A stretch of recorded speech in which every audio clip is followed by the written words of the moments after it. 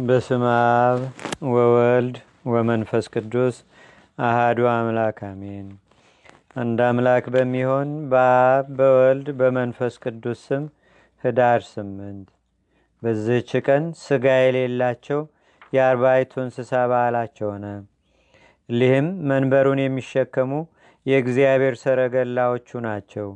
ስለ እሳቸውም ወንጌልን የጻፈ ቅዱስ ዮሐንስ እንዲህ ሲል እንደመሰከረ፣ በዚያ ዙፋን ፊት በረድ የሚመስል ባህር አለ። በዙፋኑም ዙሪያ አራት እንስሶች አሉ። በፊትም በኋላም ዓይንን የተመሉ ናቸው። ዓይንን የተመሉ ናቸው። የፊተኛው አንበሳ ይመስላል፣ ሁለተኛውም ላም ይመስላል፣ ሶስተኛውም የሰው መልክ ይመስላል፣ አራተኛውም የሚበራ አሞራ ይመስላል። የሊህም የአራቱ እንስሶች እያንዳንዱ ክንፋቸው 6 ነው። ሁለንተናቸውም ዓይኖችን የተመሉ ናቸው። የነበረ የሚኖር የአማልክት አምላክ እግዚአብሔር ጽኑ ክቡር ልዩ ነው እያሉ በመዓልትና በሌሊት እረፍት የላቸውም። ሁለተኛውም ስለ እርሳቸው ኢሳይያስ እንዲህ አለ። ከዚህም በኋላ ንጉሥ ኦዚያን በሞተ ጊዜ አሸናፊ እግዚአብሔርን ሰፊ በሆነና ከፍ ከፍ ባለ ዙፋኑ ላይ ተቀምጦ ብርሃኑም ቤቱም ሞልቶ ሱራፌልም በዙሪያው ቆመው አየሁት አለ። የአንዱም ክንፋቸው 6 ነው። በሁለቱ ክንፋቸው ፊታቸውን፣ በሁለቱ ክንፋቸውም እግሮቻቸውን ይሸፍናሉ። በሁለቱ ክንፎቻቸው ከጽንፍ እስከ ጽንፍ ይበራሉ። አንዱም ከአንዱ ጋርም ፍጹም አሸናፊ የሆንክ እግዚአብሔር ቅዱስ ቅዱስ ቅዱስ ተብለህ የምትመሰገነው ምስጋና በምድርና በሰማይ የመላ ነው እያሉ ያመሰግናሉ። ነቢይ ዳዊትም በኪሩቤል ላይ ተቀምጦ በረረ አለ። ሁለተኛም በኪሩቤል ላይ የተቀመጠ እርሱ ምድርን አናወጻት አለ። ሕዝቅኤልም እንዲህ አለ። ከወደ ሰሜን እንሆ ጥቅል ነፋስ ሲመጣ አየሁ፣ ታላቅ ደመና አለ። በዙሪያውም ብርሃን አለ፣ ከእርሱም እሳት ቦግ ቦግ ብሎ ይወጣል አለ። በደመናው መካከል ባለ በእሳቱ ውስጥም እንደ 4 ራስ አሞራ መልክ የሚመስል አለ። በመካከሉም እንደ 4ቱ ኪሩቤል መልክ ያለ አለ። መልካቸውም እንዲህ ነው። በውስጣቸው የሰው መልክ አላቸው። የአንዱ ፊቱ 4 ነው፣ ክንፉም 4 ነው።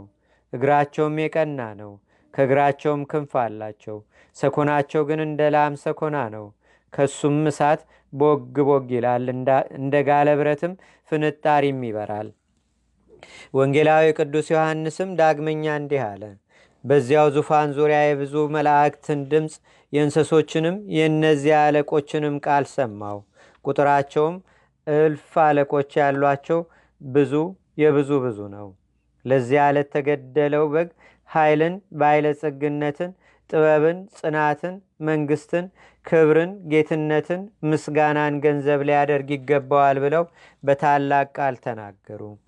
በሰማይና በምድር ከምድር በታችም በባህር ውስጥ በእነዚያም ውስጥ የተፈጠረው ፍጥረት ሁሉ ጌትነት፣ ክብር፣ ኃይል፣ በረከት በዙፋኑ ለተቀመጠው ለእርሱ ለበጉም ለዘላለሙ ይገባዋል አሉ። እሊህም 4ቱ እንስሶች አሜን ይላሉ። እሊያም አለቆች ይሰግዳሉ። ስለ ልዕልናቸውና ስለ ክብራቸው ለእሊህ 40ቱ እንስሳ ከብሉይና ከሐዲስ ብዙ መጻሕፍት መስክረዋል። መሐሪና ይቅር ባይ እግዚአብሔርም ስለ ሁሉ የሰው ፍጥረት ሲለምኑት ዘንድ ቀራቢዎቹ አደረጋቸው። ዳግመኛም እንዲህ ተባለ። ገጸ ሰብ ስለ ሰው ፍጥረት ይለምናል። ገጸ አንበሳ ስለ አራዊት ይለምናል። ገጸ ላህም ስለ እንስሳ ይለምናል። ገጸ ንስርም ስለ አዋፍ ይለምናል። ከሰማይ ሰራዊት ሁሉ እነርሱ በእግዚአብሔር ዘንድ በባለሟልነት እጅግ የቀረቡ ናቸውና፣ ስለዚህም በዓለሙ ሁሉ በስማቸው አብያተ ክርስቲያን እንዲታነጹ በዚህችም ቀን መታሰቢያቸው እንዲደረግ የቤተ ክርስቲያን መምህራን አዘዙ። እነርሱ ስለ ሰው ወገን በእግዚአብሔር ዘንድ ይማልዳሉና። ለእግዚአብሔርም ምስጋና ይሁን። እኛንም በቅዱሳን ኪሩቤል አማላጅነት ይማረን። በረከታቸውም ጥበቃቸውም በአገራችን በኢትዮጵያ በሕዝበ ክርስቲያኑ ሁሉ ላይ ለዘላለሙ አድሮ ይኑር፣ አሜን።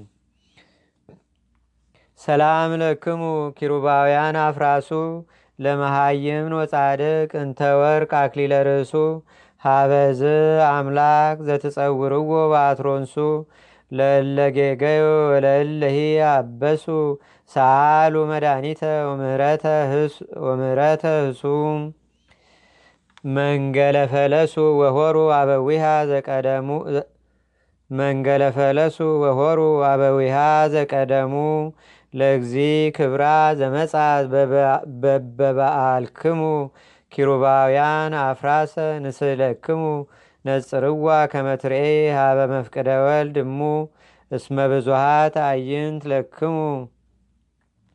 በዚህችም ቀን ከአለቆች ለአንዱ ለመላእክት አለቃ አፍኒን የበዓሉ መታሰቢያ ሆነ። ይህም ከሱራፌልና ከኪሩቤል ጋር የልዑልን የጌትነቱን ዙፋን የሚጠብቅ ነው። ስለ እርሱም ሄኖክ እንዲህ አለ። ያንም ቤት ሱራፌልና አፍኒን ዙሪያውን እየዞሩ ይጠብቁታል። እነርሱም የልዑልን የጌትነቱን ዙፋን ሲጠብቁ የማያንቀላፉ ናቸው። ለእግዚአብሔር ምስጋና ይሁን። እኛንም በዚህ መልአክ አማላጅነት ይማረን። በረከቱና ጥበቃውም በአገራችን በኢትዮጵያ በሕዝበ ክርስቲያኑ ሁሉ ላይ ለዘላለሙ አድሮ ይኑር፣ አሜን። ሰላም ለከ እንዘ ትቄድስ ትስልስቶ ዘታጸን ዘልፈ ለመንበረ አምላክ አቂቦቶ አፍኒን መላ ዘምግባሪከ አይኮቶ ለጌጋየ ሰብ አመት ሴሩ ጽፈቶ መጽሐፈ ዳይ ትድግ ባቲቶ። በዚህችም ቀን የሊቀ ጳጳሳት ዮሐንስ መታሰቢያው ነው። ለንጉሥ ቆስጠንጢኖስ መስቀል ተገለጸለት። ለንጉሥ ቆስጠንጢኖስም መስቀል ተገለጸለት። ለእግዚአብሔርም ምስጋና ይሁን። በረከታቸውም በአገራችን በኢትዮጵያ በሕዝበ ክርስቲያኑ ሁሉ ላይ ለዘላለሙ አድሮ ይኑር፣ አሜን።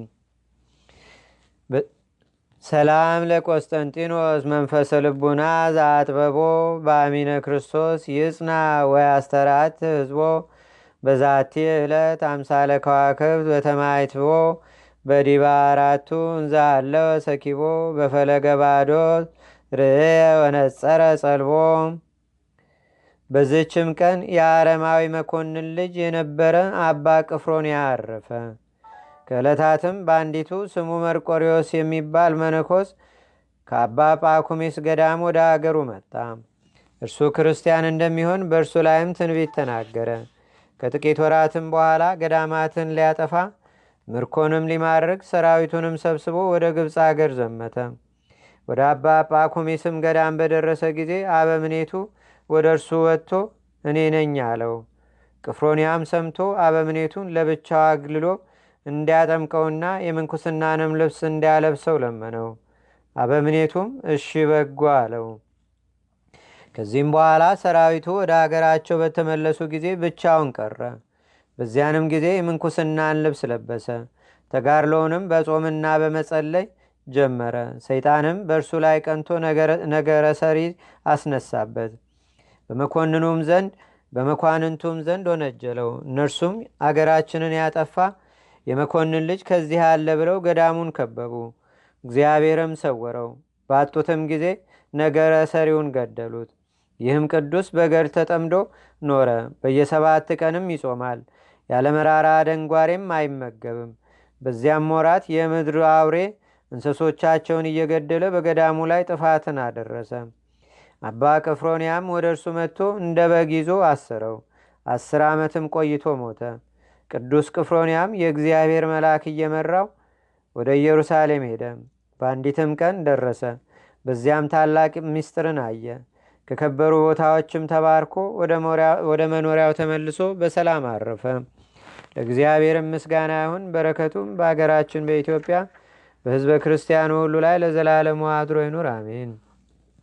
ሰላም ለቅፍሮንያ እንተኮነ ክርስቲያናዌ ሃዲጎ አባሁ መኮንና አረማዌ እስከ መነኮሳ ነበሩ በህዳት ወበጽማዌ አሰረ ከመበግ ዛልቦ ምንሳዌ መራየደብ ዘይቀትል አርዌ። በዝችም ዕለት የሰማዕተ ኤስድሮስ ማኅበር የሆኑ 182ቱ መታሰቢያቸው ነው። በረከታቸውም ትድረሰን ለዘላለሙ አሜን። አንድ አምላክ በሚሆን በአብ በወልድ በመንፈስ ቅዱስ ስም ህዳር 9 በዚህች ዕለት ለአባቶች ሊቃነ ጳጳሳት 41ኛ የሆነ የእስክንድርያ ሀገር ሊቀ ጳጳሳት ቅዱስ አባት አባ ይስሐቅ አረፈ። በዚችም ቀን ዳግመኛ የ318 ኤጲስቆጶሳት ስብሰባ በኒቅያ ከተማ በጻድቅ ንጉሥ ቆስጠንጢኖስ ዘመነ መንግሥት ሆነ።